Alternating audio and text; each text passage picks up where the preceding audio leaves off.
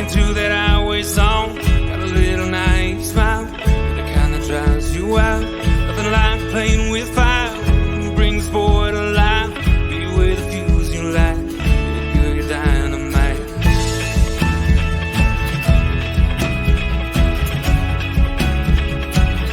You made my day when you walked into town beside me, whispered with your eyes, let's go. You made me say, what's your name, girl, you're lonely. Can I call you if I ever go down this road? And I can't seem to find the thing I wanna say. Girl, you made my day.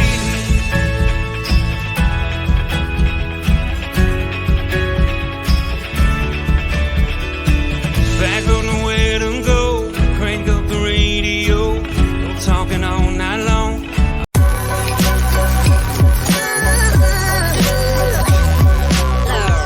The following is a presentation of the Belly Up Sports Media Network.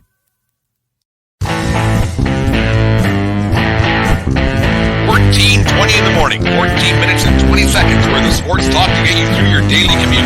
Hot takes, recaps, best bets, and a little humor to get your day going in the right direction. Sit back, grab your coffee, and let's get into it.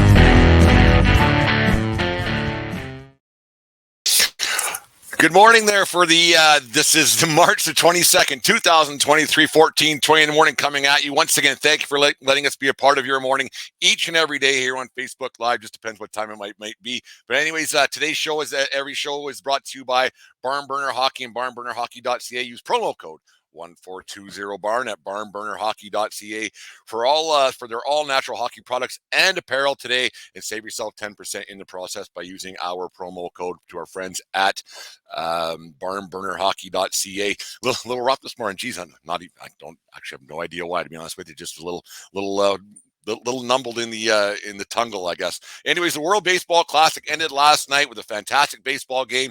The United States versus Japan went as scripted. Couldn't have been scripted any better with Ohtani facing Trout in the last at bat, double play to get to that situation with the 3-2 lead. Schwarber hit the home run in the 8th. Just a great baseball exhibition, like not an exhibition, but a great exhibition of baseball. That was a fantastic tournament. All in all, I can't stress this enough how great that is, and the enthusiasm that every team had throughout the tournament, and showed what the game of baseball can be and what most sports can be. It was done so well, and the way it was set up, and of course having Japan and the United States in the championship final probably didn't hurt at all either, with the two biggest, I wouldn't say, it's the most populated countries, I guess, that play baseball, and having those two teams battle it out the way it was, and the way Japan plays the game. They play to win, not just compete. They play the game the right way a lot. They do things a lot. It's not an all or nothing kind of brand of baseball that we see a lot in North America these days. Guys stealing bases, guys moving up the bases. Trout in the first inning there, was unbelievable how he turned that little bloop into a double, and it showed you how much these guys actually wanted to win this baseball game last night. And it was great to watch. It was the way the game should be played on a night in night out basis. I know you won't get that kind of enthusiasm on game 76 between the Baltimore Orioles and the Kansas City Royals. It's just not going to happen. But having that kind of enthusiasm this early for the game of baseball and for the sport of baseball, for people who like the game the way that I do, it was great to watch that kind of a game. And like I said, the enthusiasm for the crowd was second to none. And the way that was the way it all drew out was great. Like I said, the Schwarber home run in the 8th, where he had long at bat. I think he fouled off 6 or 7 pitches, and it was you kind of knew that something was brewing there a little bit.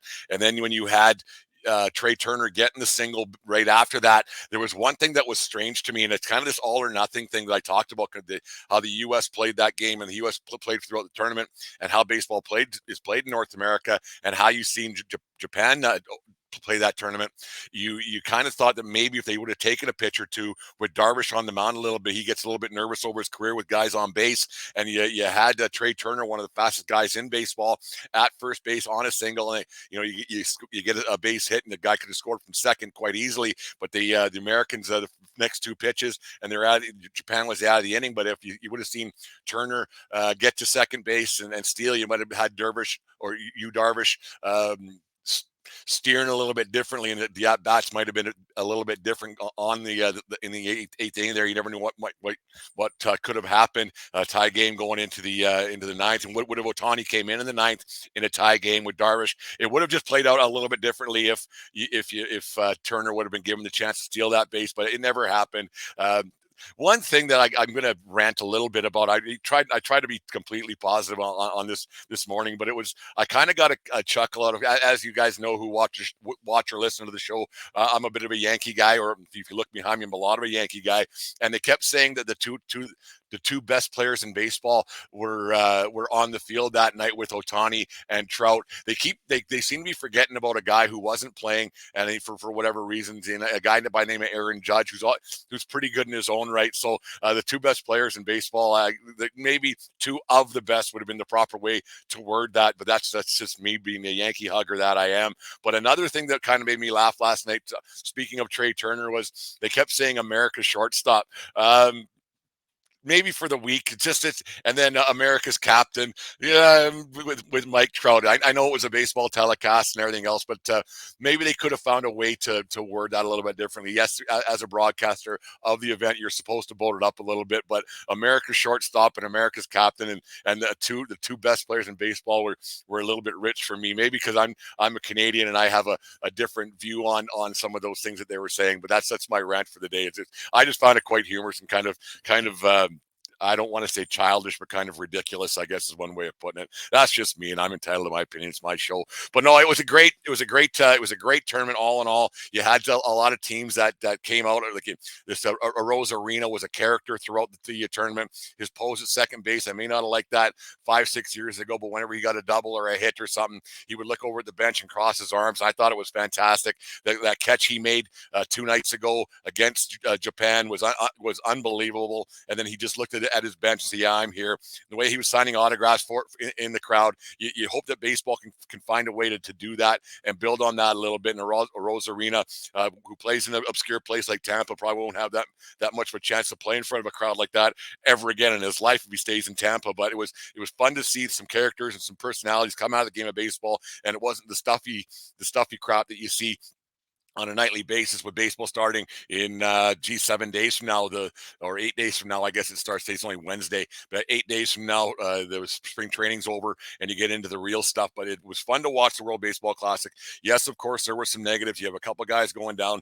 Diaz going down for the season for the Mets, and then you have Altuve going down. Maybe that's just karma. I shouldn't say that, but Altuve's out for a little bit with a broken hand. He got hit in the fist with a pitch, and so there is some negatives no matter what. But all in all, you got to think that's a huge plus for the game of baseball. Will it translate into some different things throughout the season? Probably not, because people who like baseball, and but it can't hurt the game of baseball.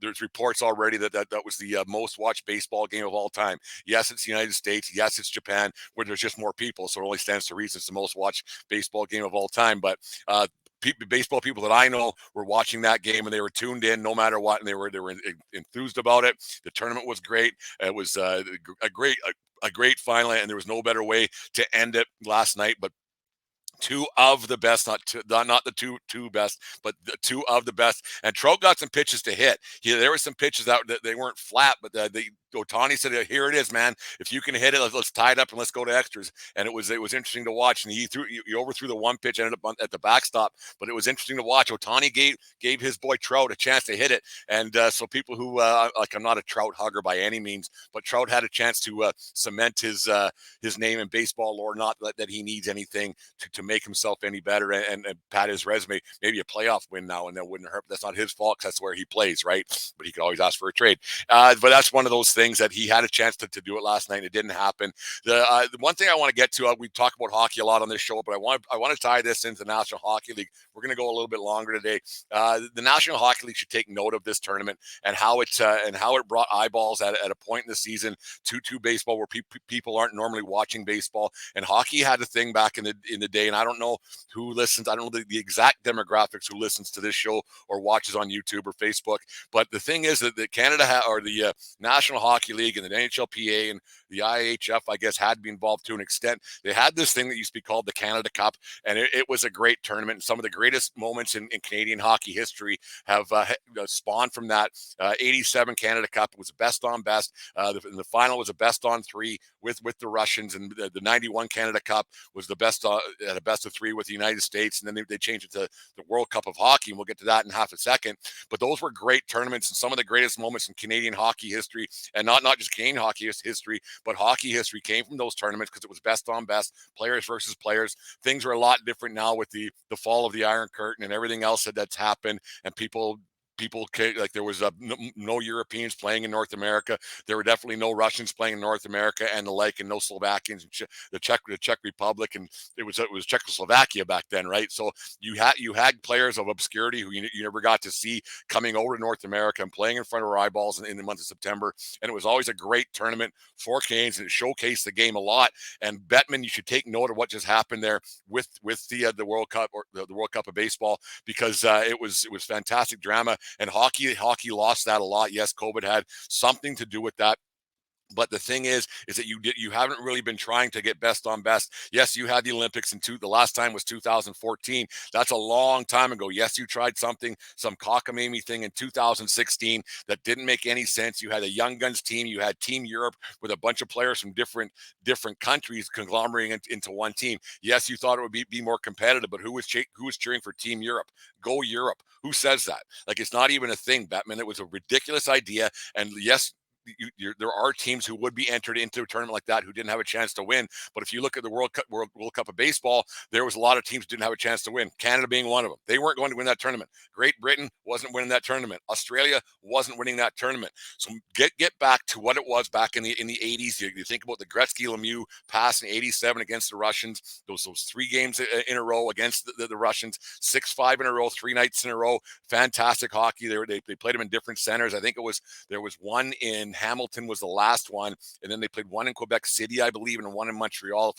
I could be wrong, but it doesn't much matter. And then the one in 91, Lindros played in that as an underager or 17, 18-year-old player. He played in that one, and then it changed in 96. It changed to the World Cup of Hockey, not the Canada Cup, and it was a great tournament. That one was stolen by Mike Richter and the United States over, and not stolen, but Mike Richter stole that tournament from the Canadians because they outshot them horribly, and it was a great showcase of hockey, and it was best on best hockey. And then we got the Olympics in 2000 or 98 was the first one, and then 2002, and then 2010, and the like. So we've had some chances to see best on best hockey, but it's lost its way for sure. And yes, you have your reasons. Everything else, you can't do it mid-season. I get it, but having that tournament that they used to have was great for hockey, and it grew the game a little bit. Now you have kids who haven't seen best on best hockey. In fact, you have the best player to ever play the game in Connor McDavid, who hasn't been able to play in a best on best tournament, and he's not getting long in the tooth, but how many more years does he have to go? And it was a perfect opportunity to have a guy like Sidney Crosby maybe passing the torch on to a guy like McDavid, because Crosby, of course, scored the golden goal in 2010 in Vancouver. And I know this isn't all about Canada and everything else, but there are teams who have surpassed or equaled Canada in the hockey world and would have a chance of winning this tournament. Would a lot of teams have a chance of winning? Probably not. But you have the United States, you have Russia, you have Czechia, you have Sweden, who's always Swedes, but too many Swedes, right? You have Finland, you have teams, and Switzerland, who always seems to be a thorn in people's sides in these international tournaments. You have teams, and then you could have teams that maybe if a guy didn't make Team Canada,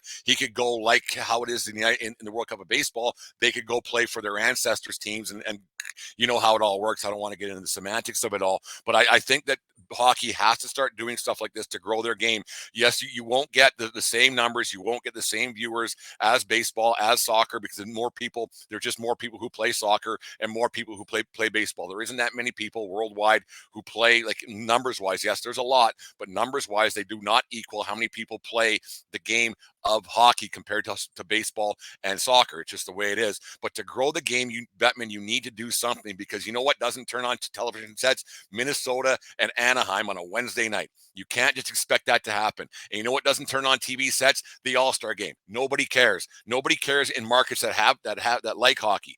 Up here in Western Canada, I don't know anybody who watches that dribble. That's just me. I don't know. But Bettman, you take note of whoever your office is having an announcement that you went to Fanatics for your jerseys next year on the morning of the World Cup of Baseball final. That's your big announcement. You're a joke, and it's an absolute farce the way you refuse to change the game of hockey, and you spit out numbers and you spit out facts that are just lawyer speak. It's ridiculous to think that you think you're growing the game of hockey, and you have the greatest player to ever play the game that most of the world will never get to see because you refuse for whatever reason to have best on best hockey, and I don't get it. And that thing in 2016, that was an absolute joke, and that's the last time he's played. Connor McDavid has played in a best on best situation, and it doesn't make any sense to me why there's no bend in your break and how you don't understand that. And it just doesn't make any sense to me how you don't look how the other sports have evolved and how the other sports have grown. And when it's good entertainment, people will watch. Like I said last week on one of these things, I do so many.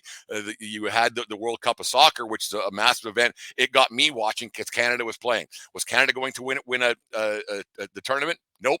Did they have a chance to maybe win a game? Probably should have won that first one, but it got eyeballs onto it. So if you get these things, if it's on, people will watch it, Bettman. So take note of what just happened with the World Cup of Baseball, and it was a fantastic event. Yes, 2 guys got hurt, but you look at the nations that love baseball, and it brought more people into it because people were talking more about the fan bases and the like. Yes, they were talking about the players, but they were talking a lot about the enthusiasm of the crowd and how much they liked it and how much they enjoyed it. And so, Bettman, do yourself a favor. Get yourself a World Cup of Hockey going again. If it's only 8 teams or 10 teams or whatever it may be, it'll get people watching it. Don't wait for the Olympics to do it because you don't know what can happen. Yes, you have a problem with COVID that occurred, and you said they were going to have it, but I don't believe you for 1 second. And they said there's going to be one in 2024, but I just read this morning that there wasn't going to be. So, Bettman, do yourself a favor and get yourself a World Cup of Hockey going again. That one in 1996 was unbelievable drama. The Canada Cups in the 80s were unbelievable to watch. Yes, you have players you never got to see before. But now that there's free agency and everything else, you have players changing all over the place. And yes, there's more players from the European countries and everything else that we didn't see back then. But it was great drama back then, and people loved playing for their country no matter what. You watched even the U.S. guys last night. They were distraught when they lost that game, and they wanted to win that game to a man. It wasn't just an exhibition. It meant something to a lot of people in the stands. It meant something to a lot of people around the world. And the players they meant it when the Japanese players won that game last night. They meant it deep down inside, and they had a hell of a time watching that game last night or playing that game last night. And I know I had a heck of a time watching that game last night. And the game was played the right way. And maybe coaches around North America watch how the Japanese team played last night and watch how that game was coached last night, because that was baseball to a man. That was one of the best games I've seen in a long time, and it was a fun game to watch. And we got baseball coming up, so you're gonna have a bit of a downslope in the games to start next weekend. But it was great for the game of baseball, and it was fun to watch. And hockey, Bettman, get down to it and get the best on best going again, because before you know it, some of our best players that they'll be leaving the game soon because of retirement, and some guys are getting too old to play in these preseason tournaments. And it's time that hockey got figured it out and grew the game externally, not just try to grow it from the inside out, because I think that's what they've been doing for a long time. Anyways, there's my rant for the day. Anyways, on this day in 1989, and turn your eyes, you're watching this one on YouTube or on Facebook Live this morning. Clint Malarchuk lacerated his carotid artery and partially lacerated his jugular vein versus St. Louis Blues when Steve Tuttle and Uwe Krupp crashed the net. Malarchuk lost 1.5 liters of blood. It was a horrible thing. The only thing that saved his life there, if you remember that there was at the old Odd in Buffalo, there was a gate right behind the net, and there was a paramedic right behind the net that saved his life. They carted him off to the hospital. There was blood everywhere. It was disgusting. Like, I shouldn't even be showing it. There was so much blood loss. I remember it like it was yesterday, and that really brought in the advent of net guards to minor hockey and to goaltenders alike because of that injury that Malarchuk got there in 1989. It was a gruesome thing. They clogged it off. I'm not a paramedic by any means. They clogged it off. They saved his life. They got him to the hospital. And as they were going to the hospital, apparently he was joking with the paramedics. So they said he was going to be okay. They saved his life. They said, yeah, it's going to be bad. Over 300 stitches he got over the like. But on the way to the hospital, he was joking about getting back for the third period with the paramedics and the like. Malarchuk, a good humor guy, went through some troubles later on in life with alcoholism and everything else. But no, he was it was a gruesome injury. There was blood everywhere. There was players puking on the ice. I'm not making this up. There was people fainting in the stands, seeing the amount of blood that was lost. You think about 1.5 liters of blood pouring out of your body, and every time his heart beat, blood was pouring out of his body, and it was all over the ice. It was a gruesome injury, but it was something that was a learning experience for a lot of people in the world of hockey, that maybe some more protection was needed around the neck area. And you see a lot of these injuries happening now with how sharp skates are and the way gloves are worn, and then the shin pads, they aren't getting around the back of the legs, and you see a lot of these injuries happening again. You had Patrick or Evander Kane story this year with the Edmonton Oilers getting his artery slashed on his wrist. So it was a bad thing to happen to Malarchuk, but thank God he survived. And it was a learning experience for a lot of hockey players and a lot of equipment manufacturers around the world. And happy birthday! Tough one in the birthday world here for 14:20 in the morning, but happy 45th birthday to former National Hockey League defenseman Tom Poti, born this day in 1978 in Worcester, Massachusetts. Poti played in parts of 13 NHL seasons with stops in Edmonton, the Rangers, and the Islanders, and the Washington Capitals. Poti scored 69 goals, 258 assists for 327 penalty minutes. Like I said, tough day for birthdays in 14:20 in the morning world, but I found one for you guys anyways. So anyways, it was a good show today. Thank you guys very much for listening and watching on Facebook Live and YouTube Live. For those of you who didn't watch it live, make sure you catch up onto it. And thank you very much for watching the show or listening to the show later on. Speaking of listening to or watching the show later on, or listening later on, if you do listen later on today, pass it on to somebody else, because we're approaching the 10,000. Well, we should pass it sometime today, the 10,000 download mark for our little show for just this year alone. So that's a big pat on our back for our show, and we thank you very much. So just pass it on to somebody else. It's quite easy. Hit a button on your phone and it goes to somebody else. And we greatly appreciate all the support that you guys give us on a daily basis. Support our sponsors as well, because that helps us keep putting the shows out for you guys on a daily basis and everything else. But no, it's been a great time here at 14:20 World Headquarters. World Baseball Classic was last night. Major League Baseball starts a week from now. Hockey's getting going again with the playoff races happening. Oh, that Flames team's in trouble. We don't want to talk about them anymore. Anyways, 14:20 in the morning for this 22nd day of March 2023. Thank you for letting us be a part of your day every day. Make sure you subscribe to the YouTube channel. Make sure you pass this on to somebody else. Let's get this thing going viral today. Why not? For this Wednesday morning here in Western Canada. Pass it on to somebody on the East Coast, and they can pass it on. Anyways, let's have some fun with this and see where it can go. Anyways, thank you very much for making us a part of your morning each and every day here at 14:20 World Headquarters. And remember, it doesn't matter where you are. It's who you're with. Have a good day, folks, and we'll talk to you tomorrow. You just listened to the 1420 Sports Bar Podcast. For Beer with Sports, talking a whole lot more. We are part of the Belly Up Media Network. Let's get into it.